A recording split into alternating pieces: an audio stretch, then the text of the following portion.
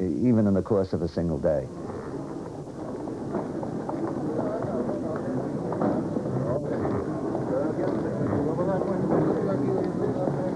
I soon became a fairly prosperous young American lawyer, and I had a car, and I would drive down Nanking Road, and when I'd be stopped by a red light, just as what happened to all the other drivers, immediately hundreds of people, poor, starving people, scrawny, dirty, tattered, would come and try and thrust their hand into your window and ask you for a few pennies.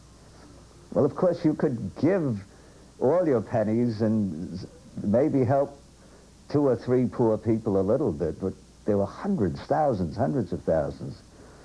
And it distressed me. I felt personally ill at this, and I felt even worse because I was doing relatively well and living in the lap of luxury so far as these people were concerned.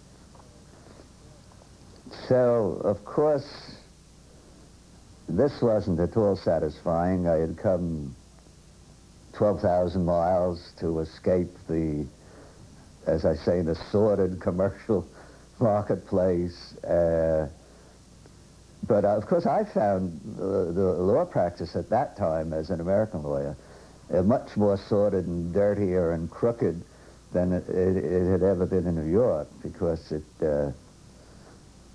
my partner spent most of his time shuttling between Shanghai and Nanking in order to discover which official in Nanking should be bribed and how much he should be paid.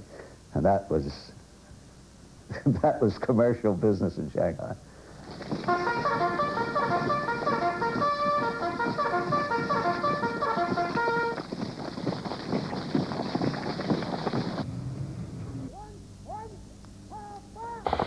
The Guomindang were, of course, an army and a suppressive police force, but they represented the big landlords who were the ones who exploited and oppressed the peasants and perpetuated the cruel, voracious feudal system that China had been suffering for so many years.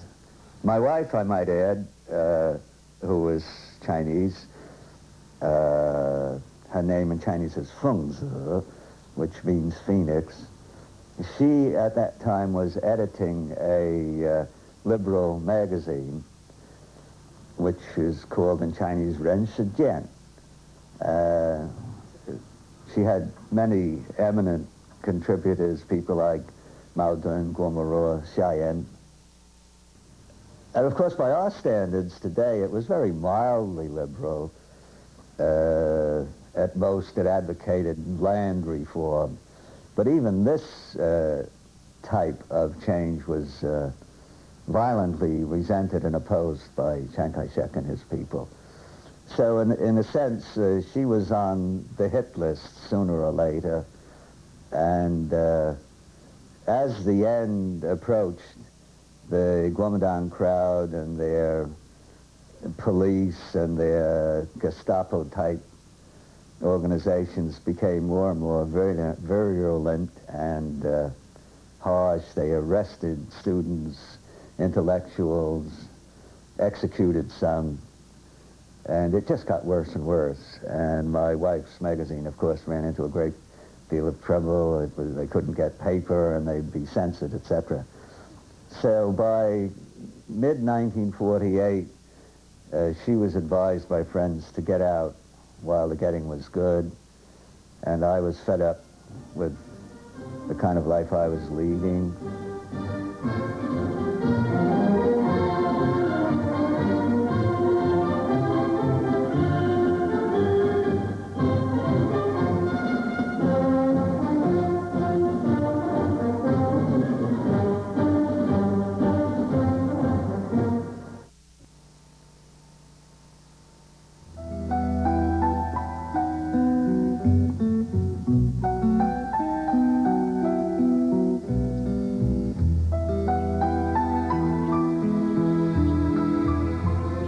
Shanghai, a quiet time.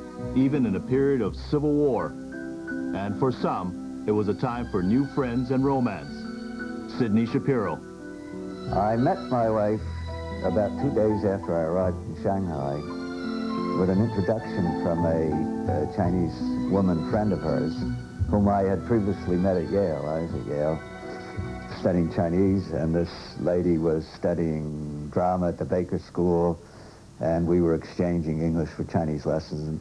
And when she heard that I was coming to China and that I'd be in Shanghai, she said, "Oh, I have this friend, Fengzi, and she's also has been studying English, and I'm sure she would like to do the same thing, namely exchange English and Chinese lessons." So I of course, thought that was fine. I certainly needed more Chinese lessons. And I called on Fengzi about 2 or 3 days after I arrived, and we did make this arrangement to exchange English and Chinese. And this went on. But, of course, in the meantime, we became friends, and ultimately, a year later, we married.